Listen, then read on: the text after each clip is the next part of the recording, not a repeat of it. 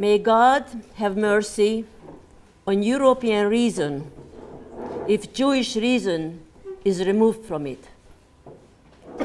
Thus wrote Friedrich Nietzsche to a friend in the late 1880s.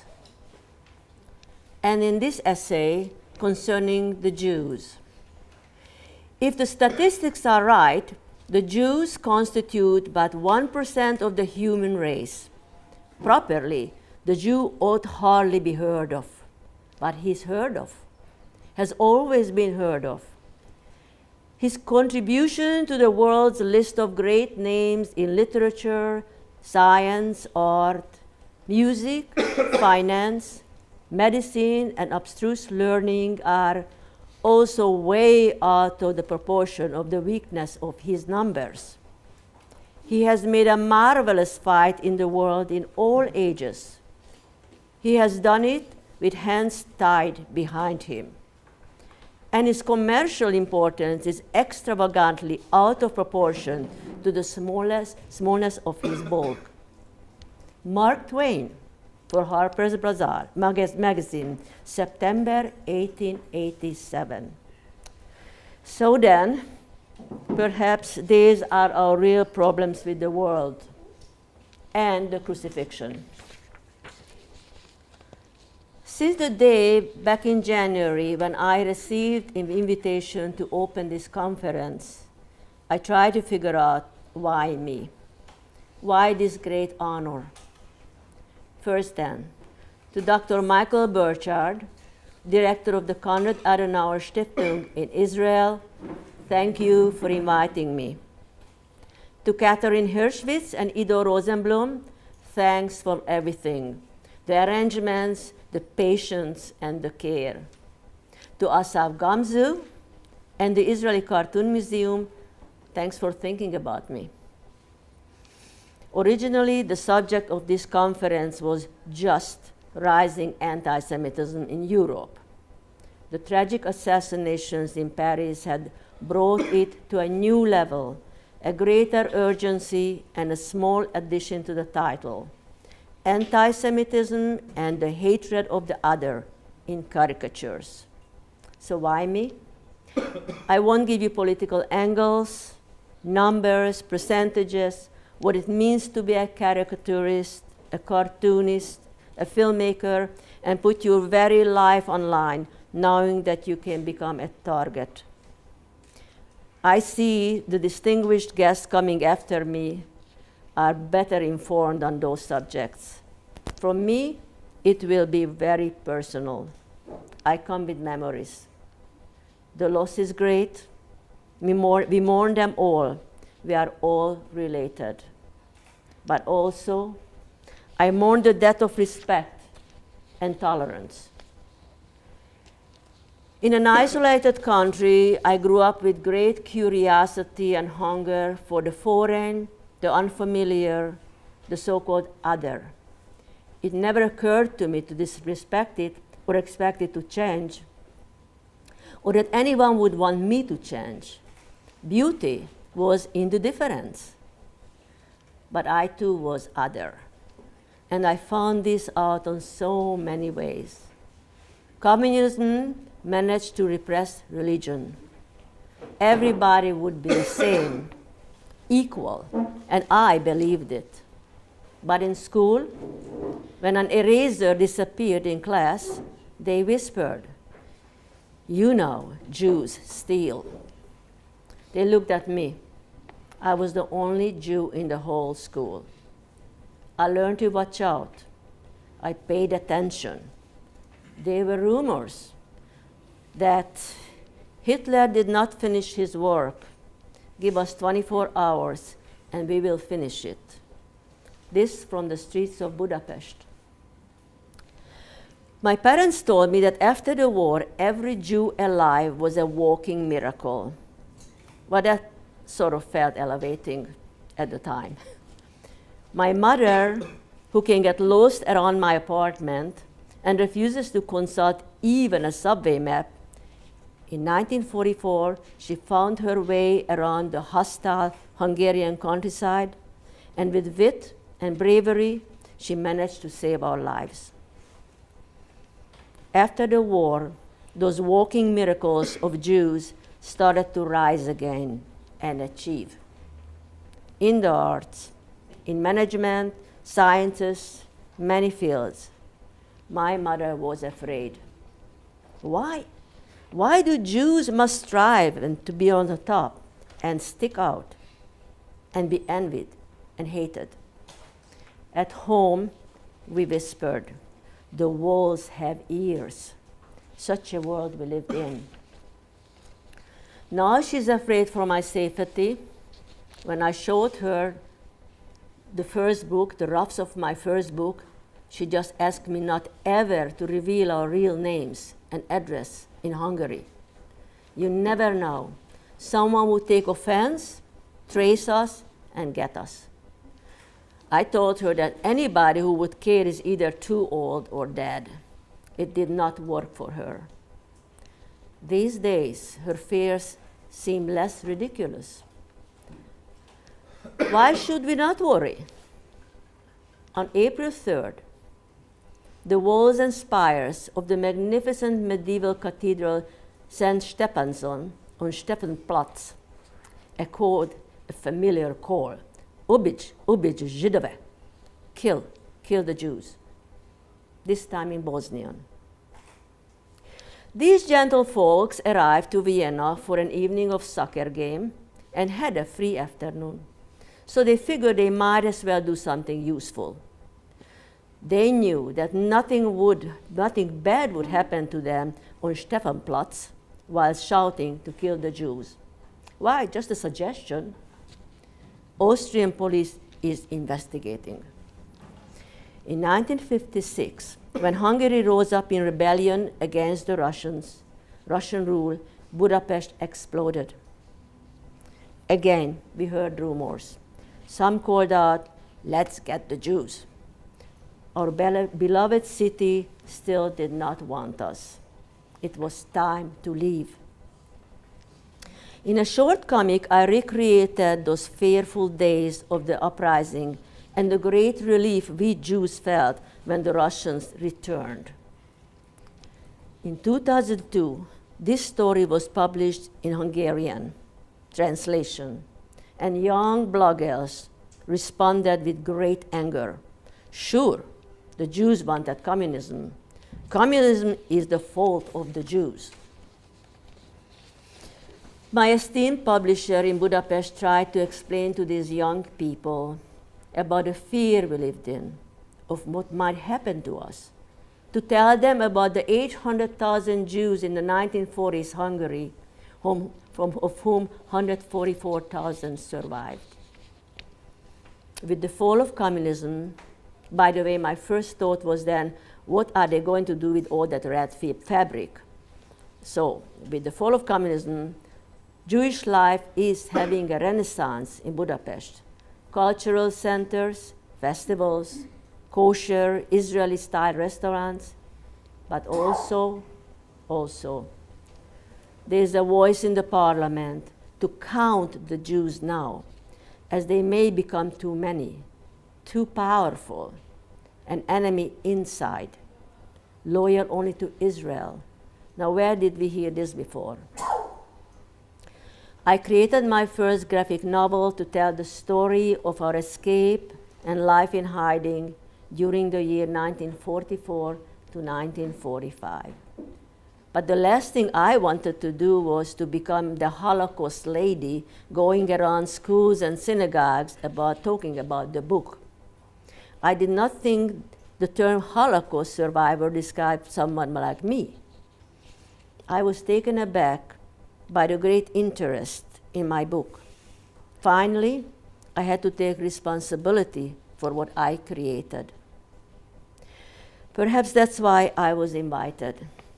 I'm a link between the past, which is disappearing, a storyteller for the future who must listen and learn. I never expected to speak under these circumstances. The reason we are here fills me with great, great sadness. The war was over. Surely they did not think that killing Jews and others was such a good idea. it would be rather unwise to repeat it. But in the words of David Brooks of the New York Times, anti-Semitism's local endpoint is violence. I'm not a brave Jew.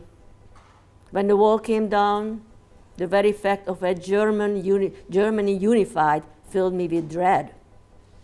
But I admire irreverence. I respect audacity, and I take courage in them. I might still be inspired by the small army wielding pencil and pen. I want to belong to that regiment. If Jews are in trouble, so are many others. Worldwide, minorities are under attack.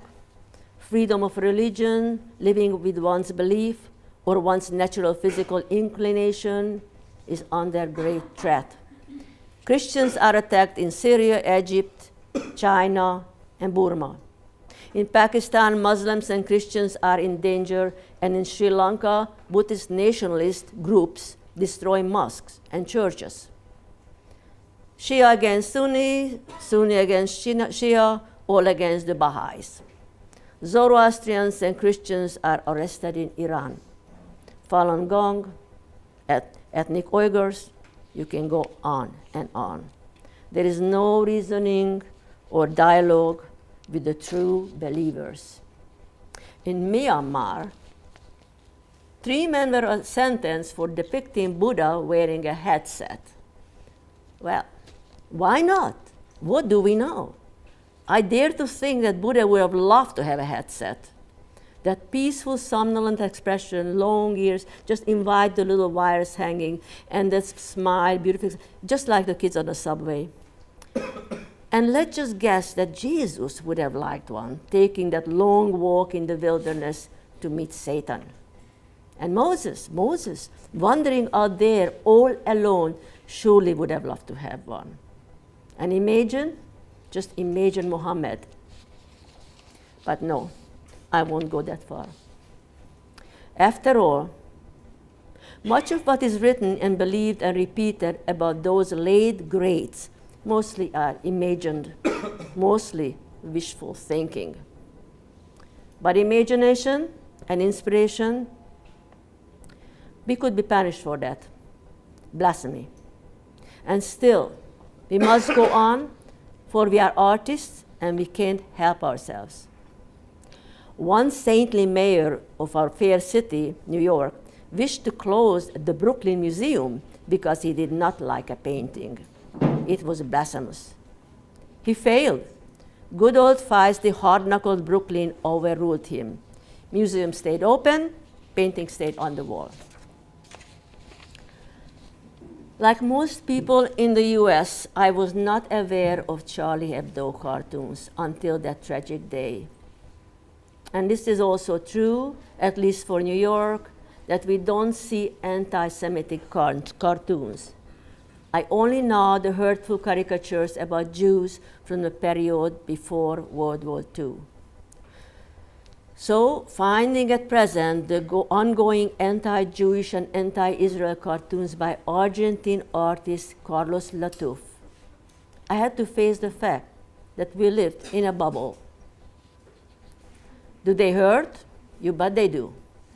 However, if we Jews possess a famous sense of humor and self-criticism, we can just swallow hard and pay attention. What are they trying to tell us? Even value and understand the Israeli anti-Semitic cartoon contest, which called a challenge to fight fire with humor, a tall order I admire. But in the case of the Muslims, at least right now, and perhaps for a good reason, a sense of humor and self-criticism does not seem to exist. Perhaps sometimes later, perhaps never. A few years ago, I was having coffee in the Jewish Museum of Berlin with program director Zilli Kugelman and project director Margaret Kampmeyer. I was fretting because my son decided to live in Berlin. It was a great shock to my Holocaust-centric psyche. They smiled at me sort of condescending. Don't you know, Miriam, there are about 25,000 Israelis live in Berlin? It is the safest place for Jews today. No, I did not know that. Nor was I very interested up to that time. Like my husband Jeff, my own American superhero there, he kept saying, I prefer to live in a sort of haze throughout my life, in a floating world of safety. Can anyone blame me? But at last I had to come down, and it was more like a crash landing. But I was ready to be convinced about Berlin. I had no choice. It is very interesting how we survivors are relating to Germans and Germany. In Budapest, after the war, we could only learn the Russian language. That is, we had to learn Russian language. So my aunt, who herself was miraculously pulled out of a death march toward the Austrian border, she still believed that you could not be well educated without speaking German. So she paid private lessons for me. Once in Israel, I was shocked when an Argentine cousin of mine I just met, she was happily singing a German song. For me, it was abomination. And in the 50s, one of Israel's beauty queens refused to shake hands and be photographed with Miss Germany. As she pointed out, her mother would not let her into the house. We came a long way, and damn it, we don't want to go back there. Lately, we had to learn and get used to new abbreviations. We scarcely observed ISIS, ISIL, Daesh. We now have AfD, the alternative for Germany, FPÖ, Austrian Freedom Party. These parties gather in today's disaffected and malcontents, many radical elements as well. They refer to present degenerate policies. How far is this from degenerate art? Ladies and gentlemen, we are in a rewind.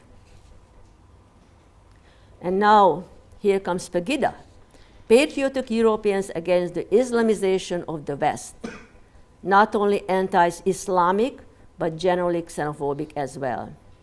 Although they lost some of their charm when their founder and leader appeared made up as Adolf Hitler.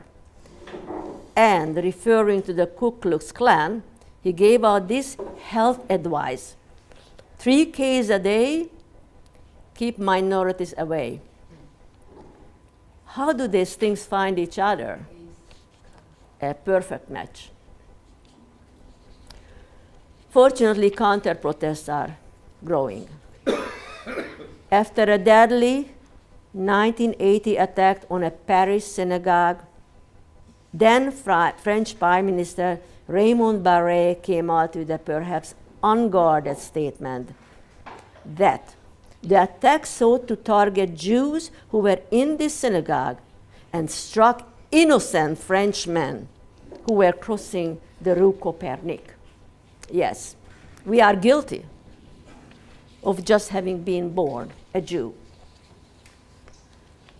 So we are indeed grateful to that following the funeral of the 7 of the victims of the Paris terrorist attacks, President Prime Minister Manuel Valls called out, "We haven't shown enough outrage."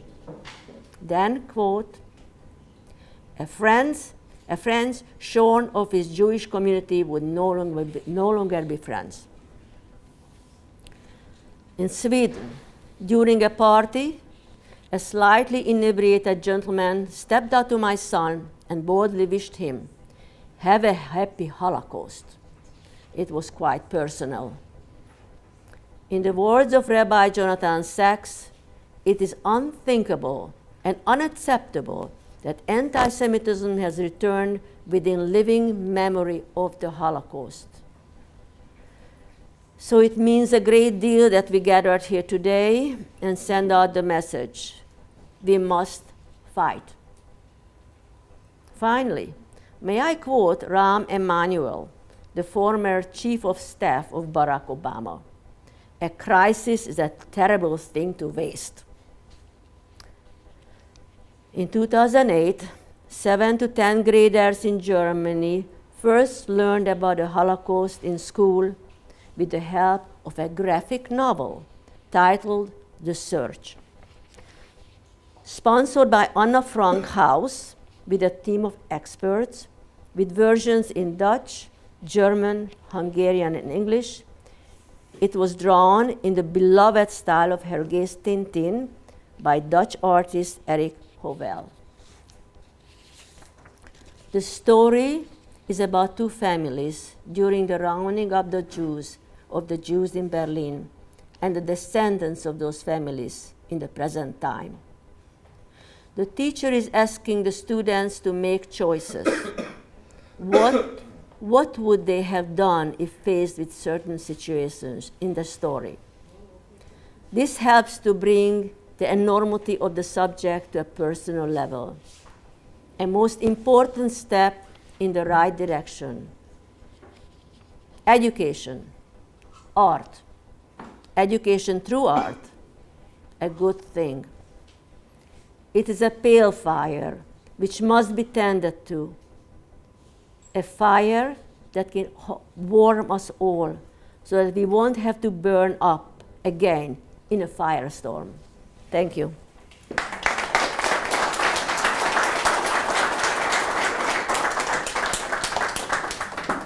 Thank you, Miriam.